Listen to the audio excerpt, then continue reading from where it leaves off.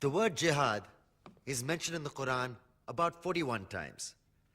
The words mercy, peace, and compassion are mentioned about 355 times. Yes, come in.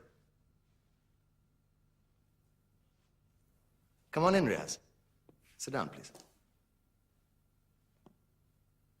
Contrary to popular belief in most Western cultures, Islam is a religion that preaches peace and tolerance. Yes, Patricia. If Islam truly is a religion that preaches peace, then how come the world's most troubled spots, the West Bank, Afghanistan, Pakistan, Iraq, they're all plagued with Islamic terrorism? Well, that depends on your definition of terrorism. Some might argue that the U.S. invasions of countries like Iraq and Afghanistan are also acts of terrorism. No, those were acts of war to get rid of despotic regimes. Or a means of getting at a country's oil. Conspiracy theories. Well, May I? Yes, please. Go ahead, Riaz. Mr. Khan is right. I mean, if we're talking about terrorists, the world's biggest terrorists are the white superpowers. Come on now. No, really, stop and think about it. Explain 9/11.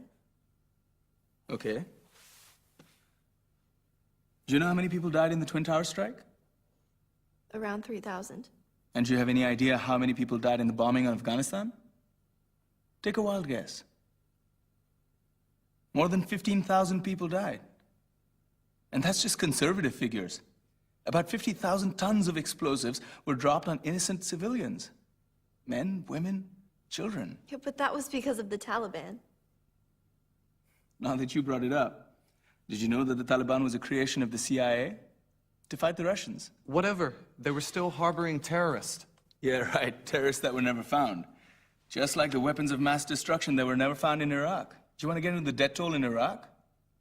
500,000 civilians and counting. And what do Britain and America say when they don't find these weapons? It's simple. They just say sorry. And still refuse to relinquish control of these countries. What are you trying to say? What I'm trying to say is that just because you're American, wear a fancy suit, and call yourself the president, doesn't make you any less of a terrorist. I'm saying that if you don't stop meddling in other people's countries, you will face a backlash. If Muslims like you feel that way, then why don't you get out of our country? We will.